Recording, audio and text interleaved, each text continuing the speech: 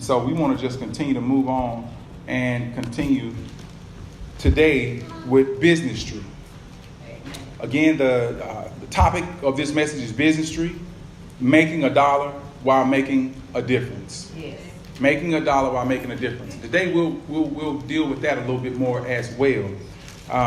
And our purpose for this particular message is to teach us how to develop, maintain, and maximize a successful business tree. How to develop, maintain, and maximize a successful business tree. Now, we talked first about what business tree really means. And we said that business tree is a compound word. If you take the word business and the word ministry and you put them together, then you have business tree. Business tree is a noun, and it means the combining of a person's occupation, profession, or trade with the spiritual principles of their faith. The combining of a person's occupation, profession, or trade with the spiritual principles of their faith. So businessry is incorporating ministry into your business. So businessry, we said, is your service to the world. And ministry is your service to God. So business brings income, ministry brings fulfillment. It brings fulfillment of purpose. When you're doing ministry, you are fulfilling your purpose. So business brings income, ministry brings fulfillment. We are to be able to make an impact while we're making income. We said that Businistry is not a nonprofit organization. It's a for-profit organization. Even though you're doing ministry inside of the for-profit business. So you're making a dollar while making a difference. In order for us to really touch the world, then we've got to step outside of the world of church. Amen. We got to step outside of just the comfort zone of the people who know God like we know him. And in order for us to affect or make a great impact, or even to expand our brand or our business, we need to impact more people than just the people inside of the church. Amen. So we've got to be careful even with the way we market Businistry, because it is a business first. We talked about the first principle of Businistry being the business must belong to God. So if it belongs to God, then we're just stewards of it. And if we're stewards of it, we have to be faithful in our stewardship. Matthew 25:15 through 30, we talked about how the master gave talents to each of his servants. 1 5 talents, 1 2 talents, and 1 talent. We talked about how they were enterprising and with those, and how the one had 5, he invested it. The one who had 2, he flipped it. And the one who had 1 just dug a hole and put it in the ground. He didn't do anything with it. And he came back and just thought that because he had what God had given him, that it would be okay. He thought that it would be okay because he still had what he gave him. Amen. I believe that whatever we touch, whatever we engage in, that it should be better as a result of us touching it. Yeah, that's right. Certain people should be better because we are around them or we're in relationship with them. I have a quote that God gave me many years ago that says, "Leave it better than you found it, or leave it alone." Come on now. Did you hear that? Yes. Some things, if you can't make them better, you just better leave it alone. And that go to relationships. You know when you go into a relationship what your intentions are. That's right. So if you know you're not there to make that person better, leave that person alone. Amen. And so we stopped at this particular point, and we're talking about what are you doing to multiply your talent. And if the business belongs to God, whatever talents he has given you to use for the purpose of business, then you have to multiply them. Yes.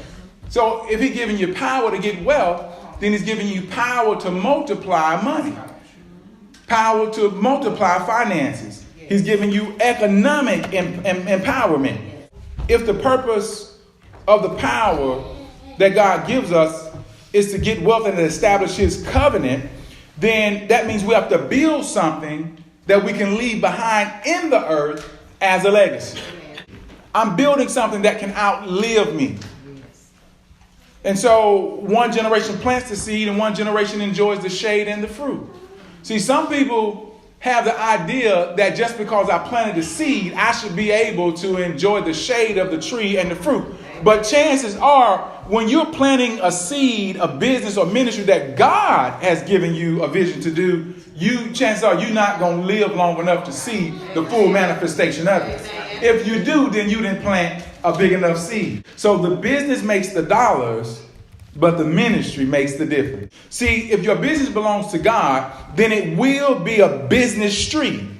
If it truly belongs to God, there is no way that it cannot make a difference. That's right. If it belongs to God. And if we are truly people of faith, it doesn't matter what we engage in. Amen. So there are two main objectives of a businessry. That is to make money while providing quality service and goods in exchange for that money.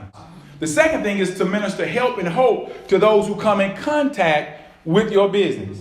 You have to make sure that you are helping them or providing hope to them in some type of way. So it's just so many different ways that you can minister to people without not even directly just talking to them, ministering to them verbally. But there are other ways. You know, how you treat people is ministry. You know, I found one of the greatest ways of ministering is really listening to somebody. Not jumping in and cutting them off and saying, "Ooh, I know exactly what you're talking about. You know, I went through the same thing." No, sometimes it's just really just listening, just let them talk. Let them get everything off of their mind, because most people don't really have people who they can share their honest thoughts with.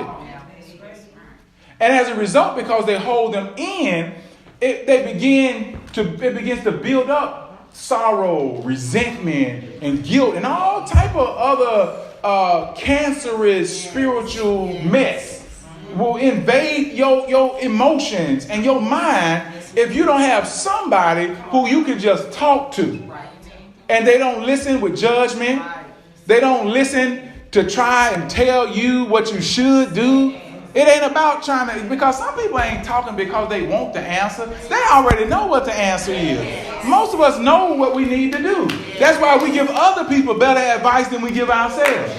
Because we know what to do. The problem sometimes is just doing it. And sometimes when you hear yourself talk, it will be revealed to you what you need to do. So sometimes you just have to let people talk and just listen to them. There are so many different ways that we can minister to people. And so as we do this, we are empowering others. And we are making a difference in people's lives. Now also, if the business belongs to God, then you must develop a daily time of prayer for your business. You got to pray every day. I mean, if you pray every day for yourself, for your family, and those you love, you ought to pray for your business, because it, in essence, is blessing those you love and blessing other people as well. You have to find scriptures, and positive affirmations that you can declare over your business. You have to establish and maintain a covenant with God through obediently and consistently giving 10% or another determined amount of your earnings to God. You got to sow out of your business so that God can continue to bless it. Amen. The same way that we're in covenant with God and we give a certain percentage, but whatever it is that you have determined, you and God, not you and people, not you and a religious system, not you and the old covenant, but you and your relationship with God, the percentage that you have settled on. It might be different one Sunday, it might be different another. But the 10% is designed for you to make a conscious decision on what you are to give. That there is something I got to give, and 10% is just it's just a number that we can use to start to establish some type of obedience and commitment to it. If you're not at 10%, then you can start with just giving a certain percent and work your way up to that.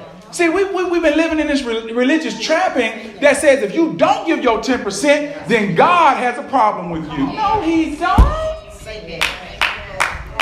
That ain't the God we serve. That's right. But he puts it out the same way that he'll put 50 is the speed limit. Come on now. But you don't have to go 50. You can go 35. You can go 40. Yes. But that's a reminder, because listen, if you're doing 55 and a 50, chances are the police will not stop you. Come on now. Oh, somebody getting the revelation now. Sometimes if you're doing 60, they won't stop you. Yeah. But there is a grace in between that speed limit. That they will allow you to go over, even though the law says you shouldn't. You should only do 50, but if you're doing 55, then they understand that there's some room in there for you to move. And our God is a God who established the laws of the land. And so if he said 10%, then there's some grace in there that he gives you room to move. Is there anybody in here with me? Now, if you do 10%, then you stick to 10%. And so it's the same with business. You got to make up your mind to give God a certain percent. You got to give him something. If he gave you power to get the wealth, you ought to give him something in return.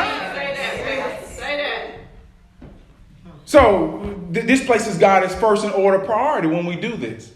When we give him something, and not just anything, because he is first, we got to give him the first. We got to make a conscious effort to take the first, or at the first opportunity to put that aside for God. Because there is an order in priorities. There is faith, there's family, there's finances, or I like to say there's God, family, your job, your business, or your education if you're going to school, and then we have fellowship and ministry beneath that. See, a lot of people think that ministry comes first because they're equating ministry and God as the same thing. But ministry and God is not the same thing. Your relationship with God is first. And out of that relationship, ministry is going to flow into everything else anyway. But it's family next, because family is your first ministry. And in the ranking of family of priorities, it's your marriage and then it's your children. Now some people got a problem with that. And as a result, their marriage suffers because they put the children above the marriage. And that's not to say that your children are less important than your marriage, but that is to say that if you look at the way that God designed it, he brought Adam and Eve together first, and then they had children. So that means you need to be working on that relationship in marriage so that it can flow into the relationship with the children. Because a lot of parental relationships with their children are damaged because they have issues with the parents. What does this have to do with businessry? It has a lot, because it's about how you structure things in your life, because your life is going to affect your business, and your life is going to affect how ministry flows through your business. So if it belongs to God, then God is responsible for its success and its provision. Did you hear that? If it belongs to God, then God is responsible for its success and for its provision. The reason provision may not be flowing and it may not be successful is because you're not giving it to God completely. Come on now, amen. And if you hold back something from God, then God's going to hold something back from you. Amen. That's just the way it works. He's an emptying God. He says, if you do this, then I'll do that. He didn't say, then I'll do it if you do it. He put the if before the then. Come on now. Because that's work that we've got to do to be able to engage God to do his part. Yes. Now, we pray for the ministry like it all depends on God, but we work the business like it all depends on us. Yes. So there's two components to it.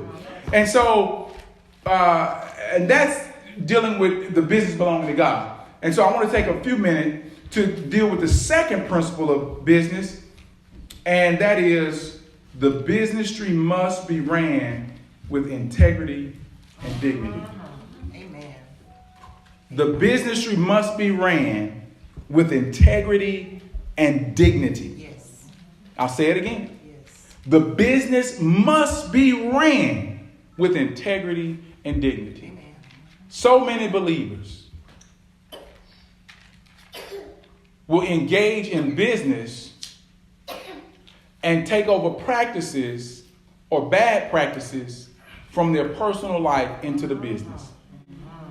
People think that, when I get into business, it's going to be different. I may be mismanaging my finances and my credit over here, but I'm going to make sure in business it's not going to be the same. And you cannot separate those two. If you have enough discipline to manage the business finance properly, then you should have enough to manage your own. Amen. So there's a level of integrity and dignity that comes with it. And that's not to say also, like, there's always room for improvement. There's always room for development. But there's a quote that says, income rarely exceeds personal development.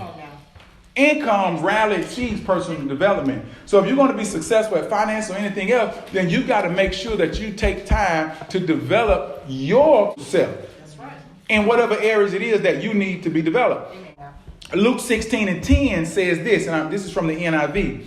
Whoever can be trusted with very little can also be trusted with much. And whoever is dishonest with very little will also be dishonest with much. So he's saying, you know how some people say, if you give me $1 million, I'll start this type of business and this type of business. Yeah, but you're going to bring some of those same negative practices in if you hadn't got that squared away. So that's why it's personal development. So that when the opportunity comes, that when the resources come, you're set. Because you're not waiting for something to happen before you do what you need to do. That's right. That's good. And so he says, whoever can be trusted with very little can also be trusted with much. So if you can be trusted with the little that you have, that's what happened with the man with 1 talent. Yes. So I can't even trust you with the little. So I'm not going to give you more. I'm just going to take what you got and give it to the one who can. Because whoever is dishonest with very little will also be dishonest with much. That's right. So he said, it didn't matter if I gave you 1 or if I gave you 10. You would have done the same thing with it. Yes. So you got to develop yourself, your personal development in how you deal with the 1 so that you'll know what to do with the 10. That's right. That's good. So you got to be faithful over the small so that you'll be faithful when it grows and when it increases. So your business represents God and should be a reflection of your relationship with God and your faith in Christ. This is what integrity is. It's the quality of being honest and having strong moral principles, moral uprightness. And what it really is, do unto others as you would have them to do unto you. Man, that's it if it's simplified. Integrity is treating people how you want to be treated. Yes, Lord. You know, that's why I used to talk down about jobs, and sometimes I have to be careful how I say things. But jobs are platforms for you to develop yourself. That's right. And platforms for you to become faithful in somebody else's. Right. Because God said, if you're faithful in somebody else's, then I'll give you your own. Right. And so if we're not faithful on jobs and we're not showing integrity and dignity on these other people's jobs, then what are you going to do when you get your own job? That's right. That's good. So we've got to have integrity and dignity no matter where we're at, no matter what we're doing, because in essence, in any job that you work, you're sowing. Right. You're sowing. Because the same type of commitment, the same type of service that you sow into somebody else's, guess what? Others are going to sow into yours. That's right. Because you've already put it out there. That's right. You're going to reap what you sow.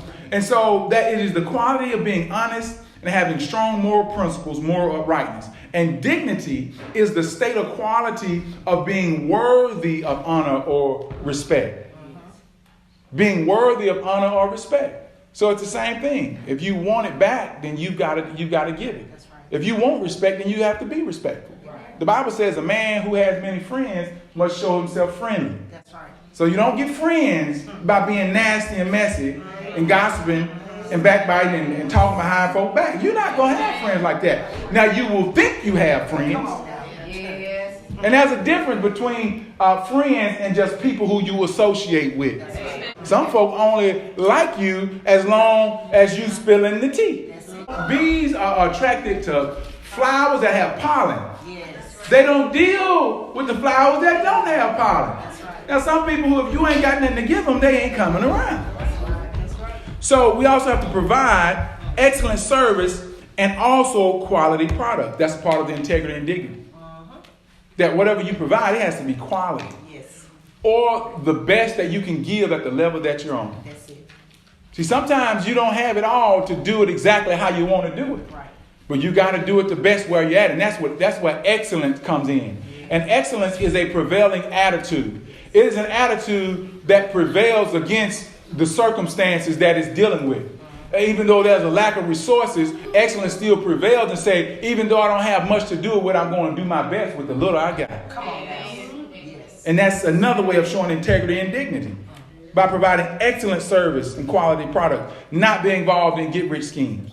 So you got to be leery of these get-rich-quick schemes. No dishonorable practices, no short-cutting people. There's a person who has been reaching out to me for years about getting involved with some things that they have going on. And every time they present the information to me, it changes. And you're doing something new and different every time. And I'm trying to figure out, okay, either one, you don't know what you want to do, or number two, you're doing something that requires you to keep changing it because you're doing something that's not right, something shady. And so you got to even be careful of that. Now, a great friend, but it's just that I can't be involved with that because I don't want it to tarnish me and what I represent, or tarnish God, or the way I represent God to other people. And that's what it could potentially do. And that's why I'm talking about integrity and dignity, because that is one of the key principles of Businistry. Because one thing you never do is put a price on your integrity and your dignity. Yes, Lord. Come on, never put a price on it, because the devil will try to sell it to you. You remember he took Jesus up on the mountain? Yes. Well, Jesus actually went into the wilderness. He, in the spirit, took him up and showed him all the kings of the world. Said, all of this I will give to you if you bow down and worship me. He wanted him to bow down and worship. He said, I'll give you all this. But that has been a deception of the enemy since the beginning of the time. Yes. He tried to give you something that already belongs to you.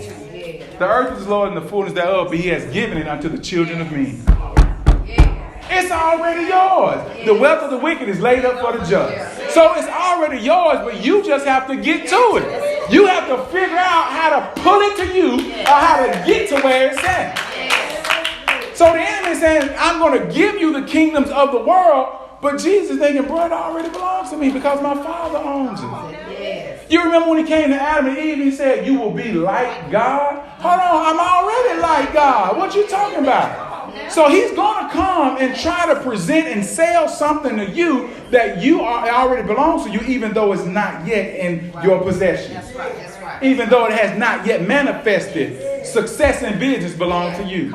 Even though it has not yet manifested, generational wealth belongs to you. Even though it has not manifested yet, financial freedom belongs to you. Because God has already given it to you through the power to get the wealth. You just have to do the work required to pull it to you or to get to where it's at. Chrisette Michele is an African-American Grammy Award-winning R&B soul singer and songwriter. Back in 2017, Chrisette was at the height of her career and rapidly rising as an A-list artist in the music industry. She had several songs in rotation on the radio, one of the most requested featured artists to collaborate with. She was touring, performing all over the world and at all type of major events. But all of that came to a swift and halting end because of one bad business decision. She accepted an invitation to sing at Donald Trump's presidential inauguration ball for a price tag of $250,000 for a 30-minute set.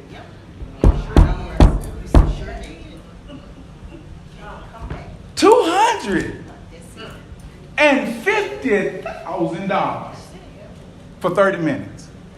Boy, that's some of us in here do a lot more degrading things and sing at the presidential inauguration for $250,000.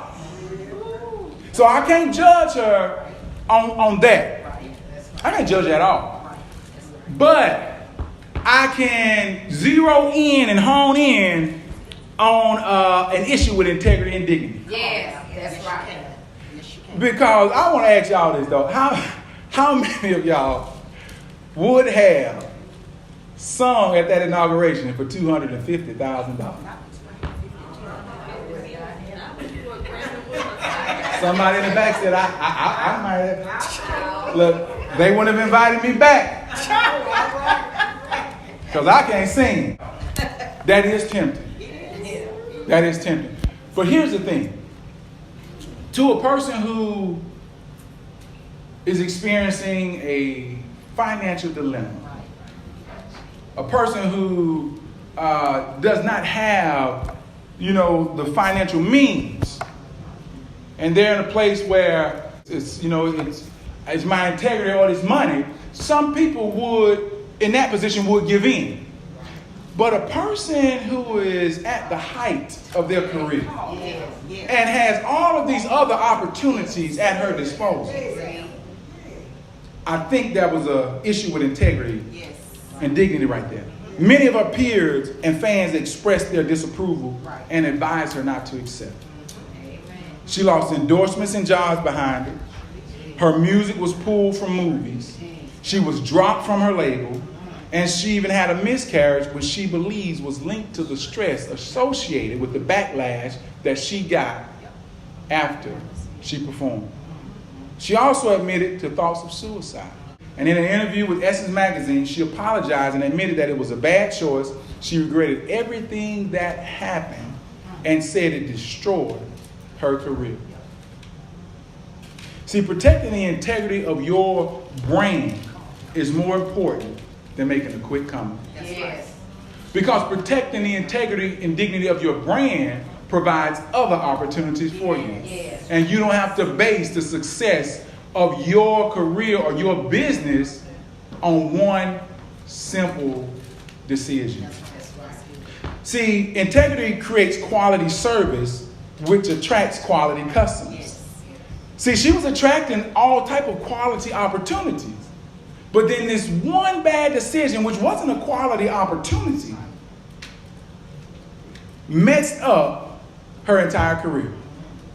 See, your brand is connected to your character. Think about this. All of the celebrities, athletes, entertainers, TV personalities who have been caught up in scandals. And notice how quickly the endorsements are pulled. Because people don't want to be associated with it.